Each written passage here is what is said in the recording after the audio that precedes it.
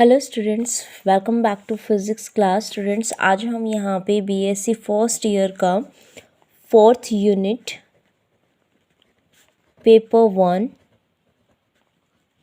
हम कर रहे थे, राइट। इसके अंदर हमने और तो टॉपिक कर लिए थे। लास्ट हमारा डैम्प्ड हार्मोनिक जो ऑसिलेटर है वो आपका रिमेनिंग रह गया था, ठीक है। तो आज आप इसके अंदर हेडिंग डाल लीजिए। ऑसिलेटर के लिए नहीं, जस्ट आपका मतलब हाँ, मतलब ऑसिलेशन से पूछी हुई है, डैम्प्ड ऑसिलेशंस, कि ये डैम्प्ड ऑसिलेशंस क्या है, कैसे इस डैम्प्ड ऑसिलेशन का एम्पलीट्यूड फाइंड आउट किया जाता है, ये सारी चीज़ें हमें आज के टॉपिक के अंदर समझना है, ठीक है। तो सबसे पहले इसके बारे में समझो कि ये होता क्या है, उसके बाद आप लिखना तो ज़्यादा बेटर रहेगा, है ना। देखो, डैम्प्ड ऑसिलेशन क्या होता है। सबसे पहले कोई भी आप एग्जाम्पल लेके चल सकते हो। आपका स्प्रिंग वाला लेना है, स्प्रिंग वाला लेके चलो, ठीक है। या फिर आपने पेंडुलम वाला लेना है, पेंडुलम वाला लेके चलो, आपकी मर्जी है, ठीक है।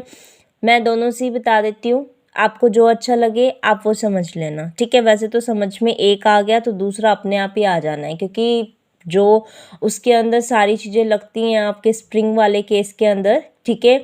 इलोंगेशन और कंप्रेशन इसके अंदर आता है। वैसे ही सेम चीज़ हमारी किसके अंदर, पेंडुलम के अंदर भी आती है, एक पर्टिकुलर हाइट की लेके और फिर वो ऐसे ऐसे ऑसिलेट करता है, ठीक है। देखो, जब हम किसी भी बॉब के बारे में बात करते हैं, सपोज मैं सिंपल पेंडुलम के बारे में बात कर रही हूँ।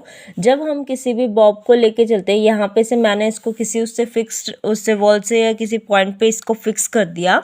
जैसे मैं इसको थोड़ा सा यहाँ तक का फोर्स इसके ऊपर लगा रही हूँ, उसको यहाँ पे पकड़ रही हूँ, तो इसके अंदर जो वेलोसिटी गेन हो, जो मतलब एक पोटेंशियल एनर्जी यहाँ पे गेन हो गई है, जैसे इसको रिलीज करती हूँ वैसे ही ये पाथ जो है वो रिट्रेस करेगा और इसकी वेलोसिटी यहाँ पे मैक्सिमम होने की वजह से ये यहाँ रुक नहीं पाता और यहाँ चला जाता है, ठीक है। लेकिन टाइम के अकॉर्डिंग धीरे धीरे वो क्या करता है, इस तरीके का अपना मोशन दिखाने लग जाता है और बिल्कुल बाद में आके स्टॉप हो जाता है। ये तो हो गया आपका पेंडुलम का केस, ठीक है।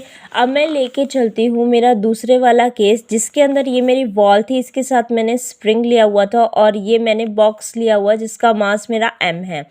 इसको मैंने क्या कर दिया बेटा, डिस्प्लेस कर दिया, ठीक है। एक्स डिस्प्लेसमेंट से मैंने इसको डिस्प्लेस कर दिया तो ये बॉक्स मेरा यहाँ आ गया था, ठीक है। यहाँ आ गया ये वाला बॉक्स मेरा इस तरीके से, ठीक है। तब यहाँ पे जैसे मैंने इसको इतने एक्स डिस्टेंस से इसको डिस्प्लेस किया था, इलोंगेट कर दिया, जैसे मैं इसको यहाँ पे इस फोर्स को रिलीज़ करती हूँ तो यहाँ रिस्टोरिंग फोर्स जनरेट होता है जो इसको इसकी मेन पोजीशन पे लेके आता है। लेकिन ये अपनी मेन पोजीशन पे स्टोर नहीं हो पाता, इस वजह से ये इस स्प्रिंग को कंप्रेस करता है। अभी इसने स्प्रिंग को इलोंगेट कर दिया, now it compress the spring, okay. अब ये इसको जैसे ही कंप्रेस करता है तो ये कंप्रेस होने भी नहीं देगा, इसको बैक करेगा। जैसे इसको बैक करेगा तो ये अपनी मेन पोजीशन पे अगेन आएगा और फिर यहाँ तक जाएगा। इस तरीके से ये यहाँ पे भी क्या करेगा, आता आता एक बार आपका स्टॉप हो जाएगा।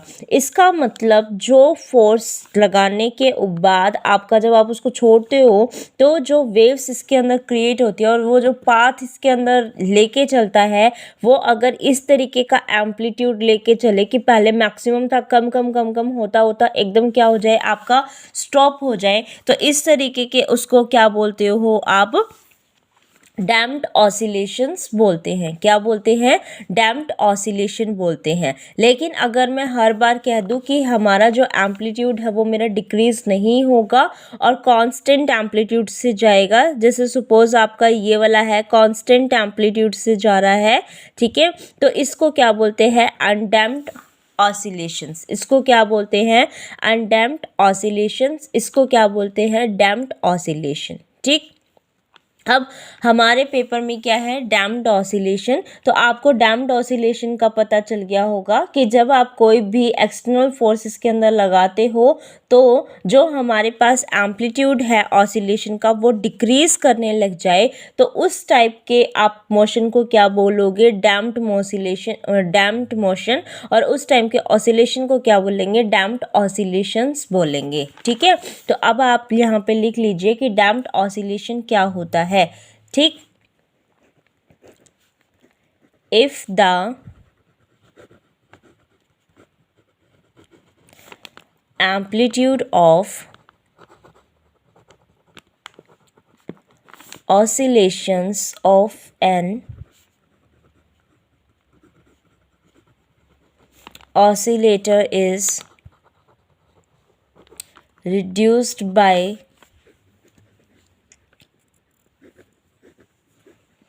the application of an external force, its motion is said to be damped. उसका मोशन क्या कहलाएगा, आपका डैम्प्ड मोशन कहलाएगा। ठीक है, अब आपको क्या करना है, इसके अंदर आपको डैम्प्ड मोशन जो आपने बताया डैम्प्ड हार्मोनिक ऑसिलेटर को बताते हुए, ठीक है, आपने क्या करना है, ये जो एम्पलीट्यूड आपने बोला है कि ये डिक्रीज करता जाएगा, तो आपको इस एम्पलीट्यूड की वैल्यू को फाइंड आउट करना पड़ेगा। क्या करना पड़ेगा, इस एम्पलीट्यूड की वैल्यू को फाइंड आउट करना पड़ेगा, ताकि हम क्या कर सके, इसके अंदर इसको आगे इसके एम्पलीट्यूड को आपको कैलकुलेट करना पड़ेगा।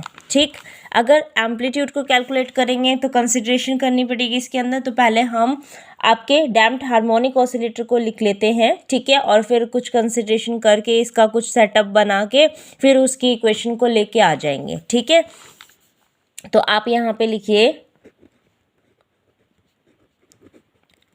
Periodic oscillations of gradually decreasing amplitude are called damped harmonic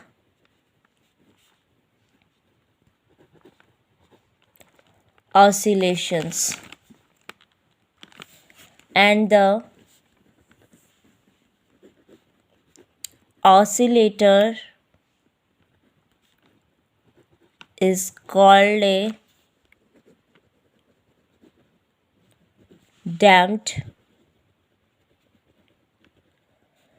harmonic oscillator। ठीक है, तो हमने ऑसिलेशन से डैम्प्ड हार्मोनिक ऑसिलेशंस वगैरह सारी चीज़ें इसके अंदर डिफाइन कर दी हैं। अब हमें क्या करना है, इससे रिलेटेड एक फिगर लेना पड़ेगा जिसके अंदर मैं क्या बता रही हूँ, अपना डैम्प्ड ऑसिलेशंस को फुल्ली एक्सप्लेन कर पाऊँ। इस तरीके की चीज़ लेके चल रही हूँ। तो मैं एक रिजिड वॉल लेके चल रही हूँ, जैसा हमने पहले भी लिया था। यहाँ पे मैंने एक स्प्रिंग ले लिया, एक स्प्रिंग के साथ मैंने क्या किया, इस ब्लॉक को अटैच कर दिया। ठीक है, और अटैच करने के बाद यहाँ पे इसकी एक जो साइड उसमें है उसको मैं एक लिक्विड उसमें भी कर रही हूँ। ठीक है, तो आप इसके अंदर लिखेंगे कि ये तो मेरे पास क्या हो गया, रिजिड स्पॉट। ठीक है, ये मैंने क्या ले रखी है, स्प्रिंग। ये मेरा क्या हो गया, ब्लॉक। ठीक है, और ये मैं क्या लेके चल रही हूँ, वेन। और इस वेन को किस में इंसर्ट किया हुआ है मैंने, लिक्विड में।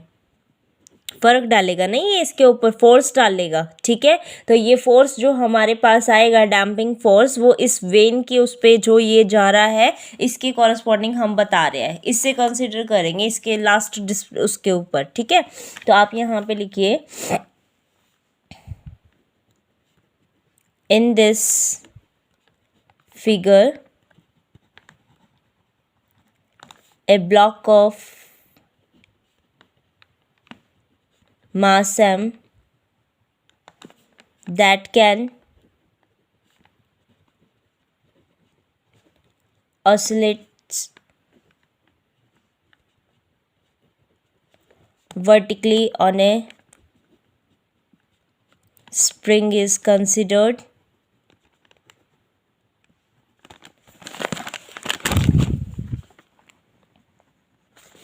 from the block a rod extends to vein that is submerged to liquid।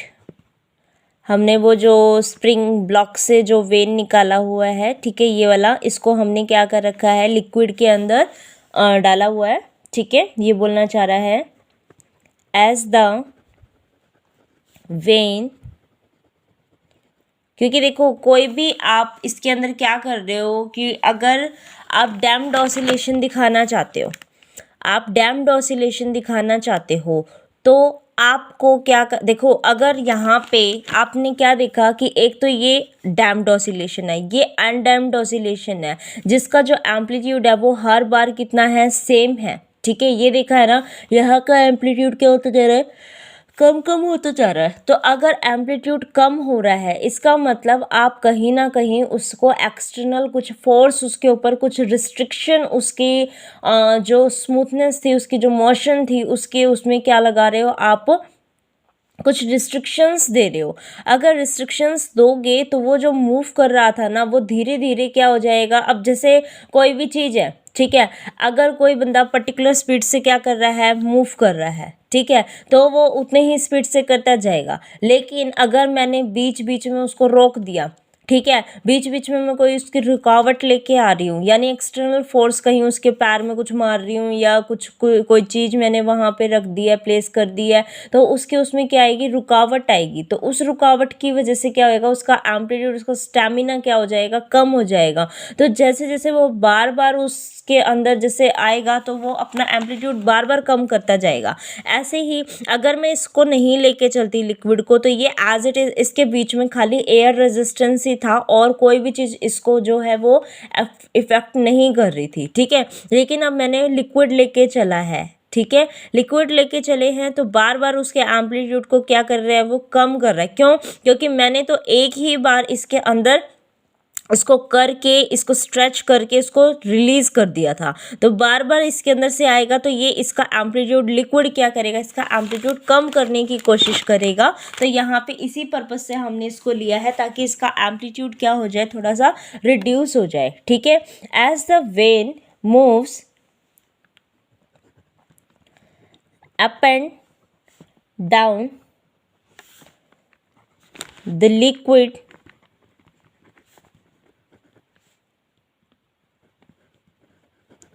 exerts drag force on it and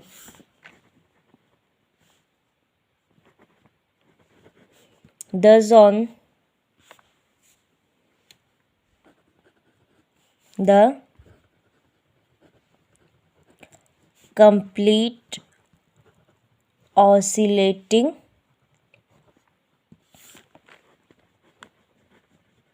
system, ठीक है। अब ये जो ड्रैग फोर्स आया है आपका, जितने वेलोसिटी से उसको मूव करवा रहे थे उसी के कॉरस्पॉन्डिंग आएगा, ठीक है।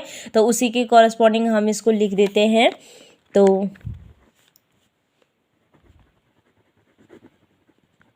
The damping force F of D depends on the nature of the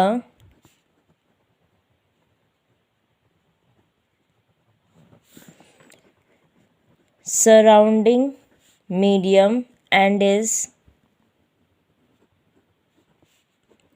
directly proportional to the speed of the vein and the block. ठीक है, तो एफ ऑफ डी किसके इक्वल हो जाएगा, माइनस के बी वी, इसको मैं फर्स्ट इक्वेशन मान लेती हूँ, where the B is the damping constant. ठीक है, लेकिन अगर स्प्रिंग का केस लेके चलते हैं बेटा, तो स्प्रिंग के केस में minus K x restoring force तो आता ही आता है ना, तो उसको भी बताएंगे। स्प्रिंग की वजह से the force on the block from the spring is F of X is equal to minus K X, इसको मैं सेकेंड इक्वेशन मान लेती हूँ। तो टोटल फोर्स तो मेरा इन दोनों की वजह से है, तो टोटल फोर्स बता दो मास के ऊपर कितना है। Total force acting on mass at any time is F is equal to damping force plus में आपका जो रिस्टोरिंग फोर्स था वो वाला। ठीक है, तो डैम्पिंग फोर्स जो आया है वो माइनस के बी वी आया है और ये माइनस का के एक्स आया है। ठीक है, अब आपको ये पता है F is equal to minus के B V minus K X के इक्वल है, लेकिन F किसके इक्वल होता है, आपका मास इनटू एक्सेलरेशन। आपका न्यूटन सेकंड लॉ से हमें ये पता है rate of change of momentum with respect to time is अब फोर्स। ठीक है, अगर फोर्स हमारा rate of change of momentum with respect to time है, but we know that the momentum is nothing but mass into में velocity. When we put the relation of momentum with the velocity and its mass, then mass as mass is constant। ठीक है, मास आपका constant, तो वो आपका आगे आ जाएगा और ये कितना हो जाएगा D V by D T, and rate of change of velocity is nothing but its acceleration. So the formula is mass into acceleration is a force. So force is equal to M A, और ये कितना हो जाएगा minus के B V minus में K x. अब क्योंकि हम जो डिस्प्लेसमेंट कर रहे हैं बेटा वो एक्स में कर रहे हैं, तो एक्सेलरेशन को एक्स की फॉर्म में लिख देते हैं। ठीक है, तो एक्सेलरेशन क्या होता है, rate of change of velocity with respect to time, and velocity is rate of displacement with respect to time. ठीक है, acceleration is rate of change of velocity with respect to time, and velocity is rate of change of displacement. ठीक है, अब ये कहता है कि इसको हम लिख सकते हैं D two X by D T का स्क्वायर। अगर इसको आप ऐसे लिख सकते हो तो ये कितना हो जाएगा, M D two X by D T का square is equal to minus K, अब ये माइनस का था इसको मैं इधर ही ले आती हूँ, ये कितना हो जाएगा बी वी प्लस में K x is equal to 0 के इक्वल आ जाएगा। ठीक है, अब ये कहता है कि अगर ये इसके इक्वल हो गया तो यहाँ पे फिर से बी है। ठीक है, इसको भी मैं इसी फॉर्म में लिख देती हूँ, D X by D T का स्क्वायर प्लस में B D X by D T plus में K x is equal to 0। ठीक है, अब ये आपके पास आ गया। अब आपको ये पता है कि आपने 12th में डिफरेंशियल इक्वेशन का केसेस किए होंगे ना, डिफरेंशियल इक्वेशन की हुई है ना, तो डिफरेंशियल इक्वेशन से क्या करेंगे, एक्स का सॉल्यूशन हम फाइंड आउट कर लेंगे। तो मैं वो डायरेक्ट लिख रही हूँ। ठीक है, आपको पेपर में भी कैलकुलेट करने की जरूरत नहीं है इसको। ठीक है, आप डायरेक्ट लिख दीजिएगा। सो इसको थर्ड इक्वेशन मान लेते हैं। So solution of equation third is आपका आ जाएगा X is equal to A E की पावर माइनस के B T by 2m cos of omega dash T plus में फाई। ये इसका सॉल्यूशन इन्होंने कंसिडर किया हुआ है। ठीक है, तो आप इसको लिखेंगे सॉल्यूशन को यहाँ पे। ठीक है, तो यहाँ पे जो आपने सॉल्यूशन लिखा, तो ये जो क्वांटिटी आई है इसकी, ये जो क्वांटिटी आई है इसकी ए ई की पावर माइनस में बी टी बाई 2m, ये ही हमारा क्या है, आपका amplitude of the damped harmonic oscillation है। ठीक है, यही हमारा इसका डिक्रीजिंग ऑर्डर में इसको बताता जा रहा है, क्योंकि माइनस के अंदर आ रहा है तो डिक्रीजिंग ऑर्डर बताता जा रहा है टाइम के कॉरस्पॉन्डिंग ये। ठीक है, तो ए ई की पावर माइनस में B T by 2m is amplitude of damped harmonic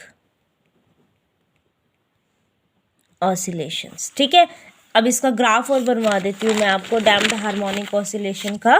ठीक है, देखो ग्राफ कैसे बनाओगे। ग्राफ बनाने के लिए मैंने क्या किया, यहाँ से ये ले लिया। ठीक है, ये क्या हो गया मेरे पास x। ठीक है, और यहाँ इसी उसमें क्या कर रही हूँ मैं, डिस्प्लेसमेंट, इसका एम्पलीट्यूड दिखाने के लिए। ठीक है, इस डायरेक्शन में मैं लेके चल रही हूँ मेरा टाइम। ठीक, तो ये कैसा जाना चाहिए बेटा, ऐसे डिक्रीज करना चाहिए था। ठीक है, और यहाँ से भी जितने डिस्टेंस से आप लेके चल रहे हो, जितना ये होगा उतना ही ये होगा। ठीक है, तो उतने उससे क्या कर दोगे आप, इस तरीके से इसको भी डिक्रीज दिखा दोगे। तो ये जो होगा आपका यहाँ से यहाँ तक का, ये तो है आपका पॉजिटिव एम्पलीट्यूड। ठीक है, ये कितना हो जाएगा आपका, माइनस का आपका नेगेटिव जो है आपका एम्पलीट्यूड वो शो कर रहा है। तो आप ये क्या बताना है इसके अंदर आपका, कि डिस्प्लेसमेंट और टाइम के साथ जब हम रिलेशन ग्राफ बनाते हैं तो वो डिक्रीमेंट के साथ में आएगा, क्योंकि एक्स वो ई के पावर माइनस में आ रहा है ना, यानी टाइम जैसे जैसे बढ़ता जाएगा उसको डिक्रीमेंट में दिखाता जा रहा है वो। ठीक है, तो अगर ऐसे दिखा रहा है तो आपको इसके अंदर ऐसे बनाना है, फिर